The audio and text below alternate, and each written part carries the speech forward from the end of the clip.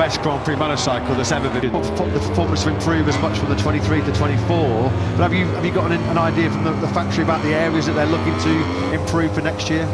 I think it is a really difficult thing to do. They're trying to improve the areas not from our bike, but improve the areas where we miss comparing the other manufacturers. I think there are some manufacturers that they are a little bit better comparing us in the middle of the corner, and there are other manufacturers that are a little bit better comparing us on the street in terms of speed. Put it right, let's say. Of course, over the weekend we saw a new MotoGP World Champion crowned in Jorge Martin. Such a tense final round. Of course, he's a rider that you were teammates with back in his Moto3 World Championship season of 2018. You know him very well. This has never happened in the MotoGP that a private rider. What have you learned the most of observing Pecco and Mark closely? Let's say that every rider has some particular yeah, on the braking maybe is the best Ducati rider. Bastianini was the best in terms of keeping the tires fresh for the end of the race. And Martin. Obviously, Ducati are open to your feedback, your comments to help them also develop the new bike. Yeah, I think they will listen to me more from Sepang, because for sure all my infos were based on the 23 bike, and they said to me that already the 24 bikes have what I was asking for from the 23. So I think from Sepang they will start to follow me more about the direction of the bike.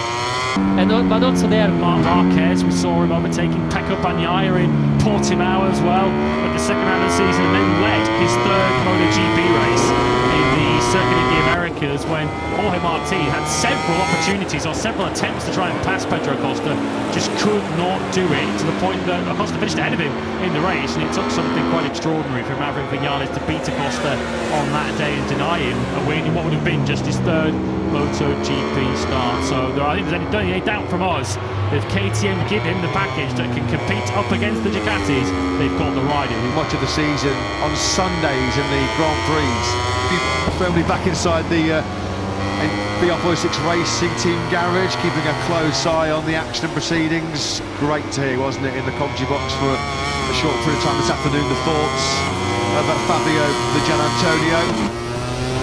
It must have been really difficult for him to have walked away when he did. He'd just come off the back of an excellent fourth place in Phillip Island, a brilliant fourth-place medical team that if he had any chance of being fully 100% fit for the opening Grand Prix in Thailand in the first weekend of next March, well, the latest, the absolute as early as January. You said to him, didn't you, good things happen at the moment. It's just a good ride so far in this opening day of action for 2025. Johann Zarco also putting together an excellent strong day. 4 years since Marquez was 6. He was the only Honda rider that found himself in Q2 all year long in Aragon, Mandalika, Buriram, Sepang, and last weekend here in Barcelona. As Lucho checking out, it's fair to say we know he's a pretty forthright character, isn't he, as old Johann Zarco. Behind the scenes, it sounds like he wasn't too shy about letting Honda know his feelings. Season with KTM back in 2019.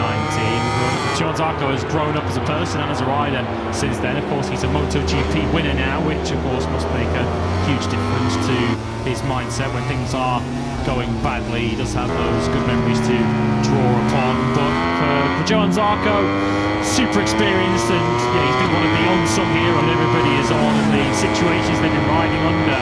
Johann Zarco has done as good a job as most in 2024, and he'll of course reach a milestone next season, 22-round championship next season. Marc Marquez starts life as a factory Ducati rider, 7th fastest at the moment.